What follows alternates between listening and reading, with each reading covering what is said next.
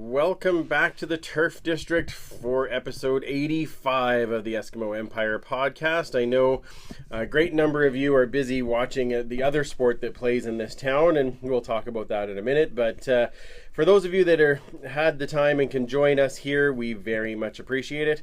And welcome back to the Turf District, where we're going to be talking a whole bunch of Eskimos and CFL and all those other fun things. So, first, who is here? Well, let's see. First, there is Superfan.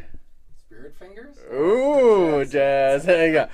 I know Jedi definitely prefers the jazz hand, so you got to do the right thing. Come on, man. Oh, see, and she said WT Fire Trucker right as you did the spirit fingers. What the hell? How you doing, man? Good. Good. You recovered yet from Podcaster Ryan? Everything was good that way? It was a fun time. It was a very good time. He was actually in really a mellow mode for him. It was... Yes. I don't know what was up with that, but it was still a lot of fun. It was a ton of fun. And of course, you were able to get the full-length interview on Patreon already. Yeah, absolutely. So. It's an hour and a half, I think. Or hour and three-quarters, something like that. It's a great chat. He's a chatty guy. And he's listening right now. Yeah, exactly. And it's worth every listen for sure. So. Absolutely. 100% agree. Yeah. All right, also joining us in the Turf District tonight, whoosh, there you go, it's Boyd. Hello. Boyd is back. Thank you for joining us on kind of last-minute notice, but we definitely appreciate that. I like being a substitute. Well, that's not what I meant at all. Look at the time. Geez, number 2 in the dial, number 1 in our hearts. That's right. We had a scheduled featured fan, and then her car got destroyed, so she couldn't come tonight. So last minute, and I hope everything's okay. She seems to be okay, but thank you for stepping in on last minute notice to come in. No, all right, I appreciate that.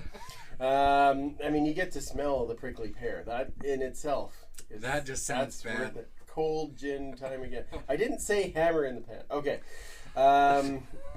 Okay, so first question just rolled in. Why are you not watching hockey? Well, because in this room we don't.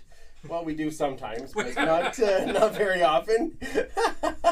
Are you an Oilers fan as well? No, not really. I'm not a hockey fan. Not a hockey fan. Not a hockey fan. All right. See, and we got fire truck hockey coming on here. There we go. Okay. But kind of related, and I do want to ask this question. We got a ton of Empire questions, so we're going to go through these. We'll all answer them and kind of go through that. What is the vibe of the team after the Ed Hervey firing? Was the first part of the question, and the second part of the question is: do people even care right now with the Oilers in the playoffs? So I'd like to get your opinions on this. So Boyd, what do you think of both of those? I'll answer the second part first. People don't care. Well, not the people that care aren't being reported. Right. The hockey is going to take precedent. It always will. It's just the way it is around here. But right. There's a lot of people that are upset, and the media is not reporting a thing on it. Mm-hmm. They're not much. There's a little. I've seen pieces. Bits coming and pieces. Yes. But if they, as an example, if they just fired the Oilers GM, it would be front page. Oh, absolutely. For 5 days. At least. Yeah, at least. Exactly.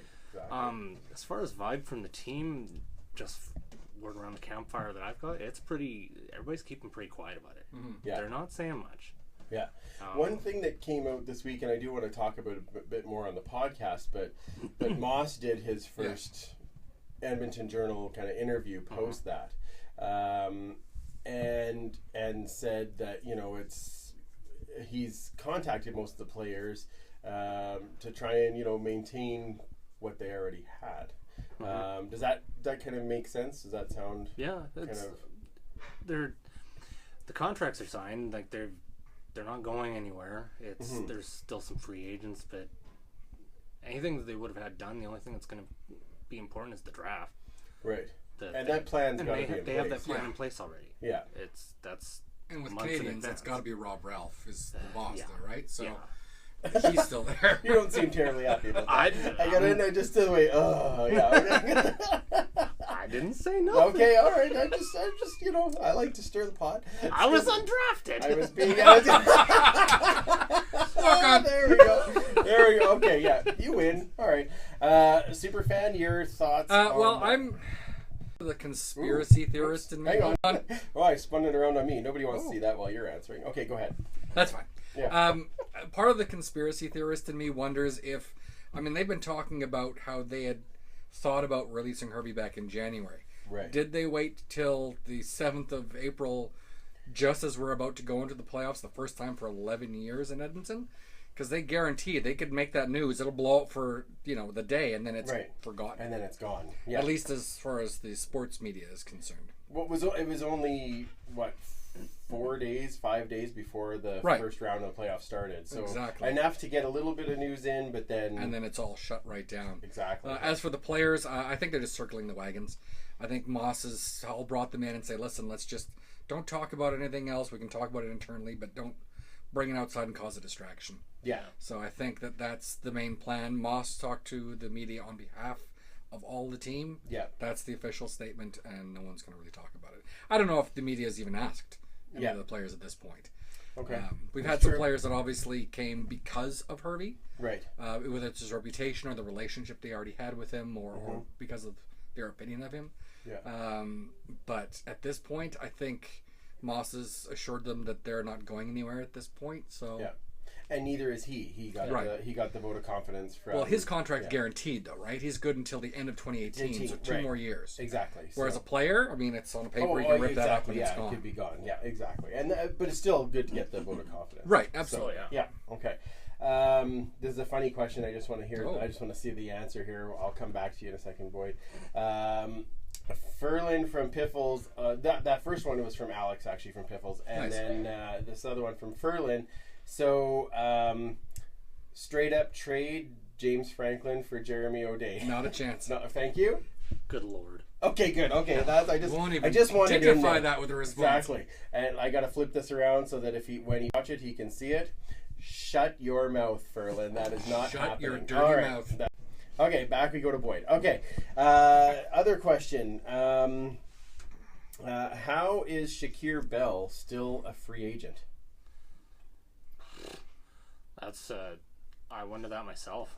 It's not just us that hasn't picked him up. Why hasn't anybody else? I thought for sure he was headed to Toronto. Yeah. But now they makes pick no him sense up, right? whatsoever. Right. Well, now they did. Yeah. Yeah. Now they re-signed. The name must escape me. Number 3. Brandon Whitaker? Thank you. Yeah, Brandon Whitaker. Yeah, thank you. Yeah. Yeah. Aren't you supposed to be the guy that forgets stuff? I can't. I'm supposed to know this. Okay, it's totally gone. Yeah. Stephen Giles. Oh, my goodness. Let's go to the Asks by the numbers, people. That's right. Yeah. Yes, exactly. I'm shocked that he's still a free agent. What? I'm wondering if it's because, he had the best yards per carry from scrimmage. Of anyone in the league last year. But the problem is he's been injured in both his 2 years with the league. So I'm wondering if that might have scared people off because he was asking for starter money. Oh, sure. And I'm sure he was like, no, I want a guaranteed amount of money. I don't want to have something that's prorated or based on hitting milestones. Oh, sure. Yeah, so I think that might have scared some teams off saying, well, if you end up playing 6, 7, even up to 9 games of the year, but the other 9 you're gone, that's a significant part of our cap that we're not being able to effectively get someone else that might be more sturdy. Absolutely. I don't know. I think that you can't really predict whether or not he's getting injured or not, but but it's a shame. On the other hand, maybe he's going to come back here.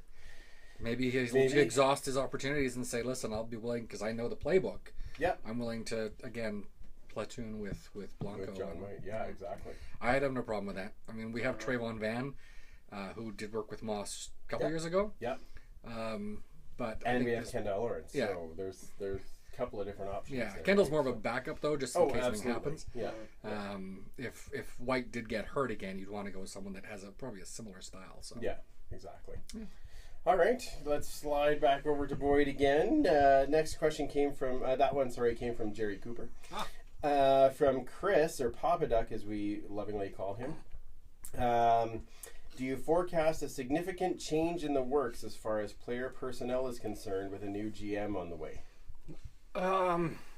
I wouldn't say a lot going to happen this year. Right.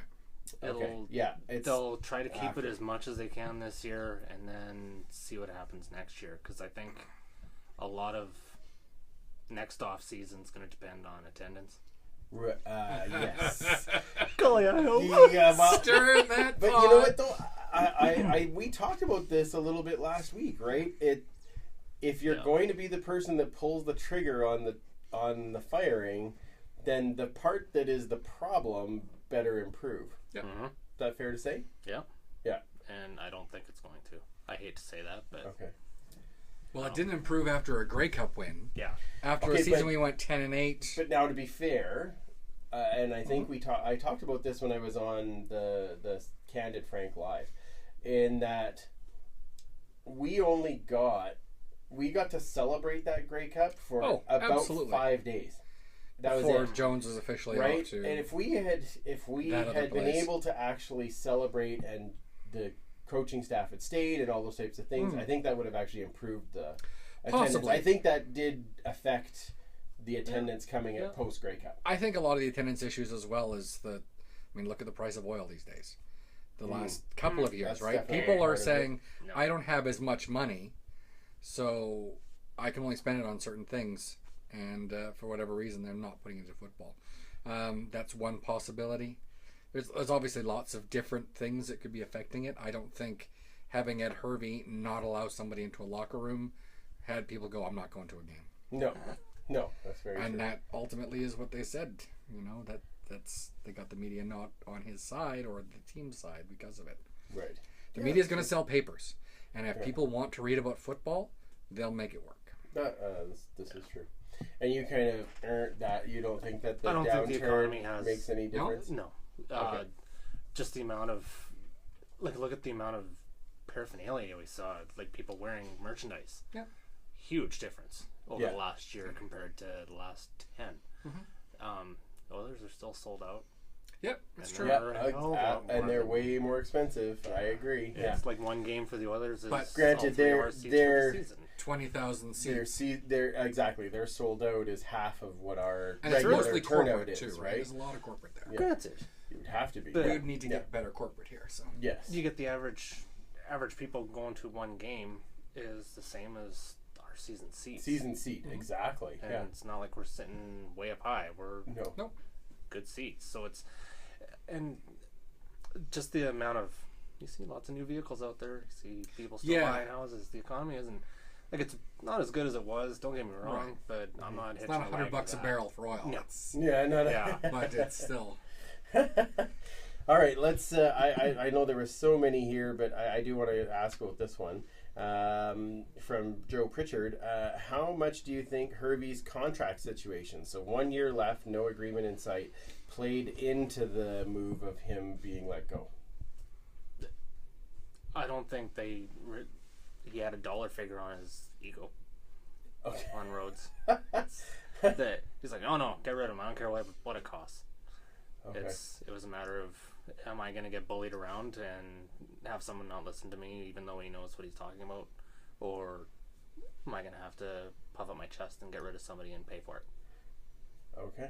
Well, All ultimately, it's I- you're paying for him whether he's here or not. Yeah, correct. So it's a guaranteed contract.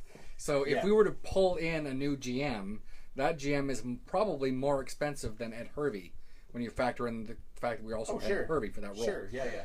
So I'm wondering if possibly there was some sort of game of corporate chicken. Someone who's going to blink first, and they said, listen, you've got to do this or we're going to let you go. And he said, you're not letting me go. I just won a Grey Cup a year and a half ago. We got to the finals. And they called his bluff, and he had to do it. Maybe. You speculation. mean he put it on the table and Len brought out the hammer? Is that what you're talking about? Okay. And after you've been hitting that hammer, exactly. you're a little shy about putting it on the table next time. Exactly. Okay, so let's finish with this one. And I know there was more. Sorry if I didn't get to your question, but if you had to go to any Grey Cup game from 20 or more years ago, which one would it be? Like as in 20 or before? 20 or before. Oh my God, that's a tough one. It's going to be between 81 and 54. 54 was such an amazing thing for this city. the first real championship at that professional level ever. Oh, sure. Yeah. For us. But 81 was a special team. Yeah, it was amazing. And a game where we were down 20-1 at halftime. We come out after the half and throw an interception right away. Yeah. And then start marching our way back. I'd probably give the nod to 81 for that one. Could you imagine west of us at the 81? We'd all be crying. What the hell? What is going on? Yeah, exactly. Boydo, what would you, if you had to pick one? Exactly. More gin. If you had to pick one. I'd go with 81. All right. Yeah, it's I wouldn't say it's before my time, but it's before I would have appreciated being at it. Mm-hmm.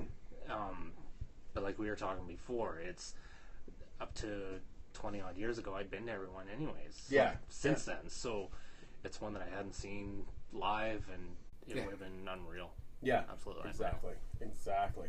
Well, we're going to have lots more with Boyd as we go forward. I am going to just throw this around really quickly. Oh, look at that. Okay, just to be different, I'm going to pick 87 because I never got to see it live, and I think that was an incredible game, and I would have loved to have seen Gizmo run back that missed field goal live. That would have been 7 or 8 lead changes. Oh, good Lord. I'd have been jumping up and down and crying and the whole bit. It would have been fantastic. So if I had to pick one, that'd be the one I'd pick.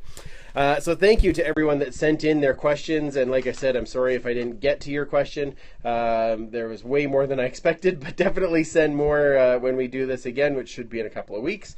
And we'll definitely get as many of those answered as we possibly can. Just really quickly, I did want to mention our West of Us party is booked. So our preseason West of Us, or our West of Us kickoff that we like to call it, May 26th. So it's a Friday night. It starts at 6 o'clock, and we are back at our favorite location, First Round downtown. We'll be there sometime probably between 6 and 10. We're going to be there. I don't know if we'll be doing a live podcast record, but we will definitely be there to chat with everyone. And of course, training camp opens on the Sunday right after that. So hopefully we'll have lots to talk about by then. So hopefully you guys can join in. Like I said, we're going to have lots more with Boydo this week. That's going to come out on Thursday. And so make sure you download it. If you haven't already, join the Patreon and listen to that amazing hour and 40 minutes with podcaster Ryan. Hey Derek, how are you? I just saw that message come up, and so join in the Patreon. A couple bucks gets you all of those full-length interviews, and we definitely appreciate it. Find us on Facebook and Twitter, EmpirePod. We're loving the interaction. We got lots more to come. Have a great week. We will absolutely talk to you on Thursday.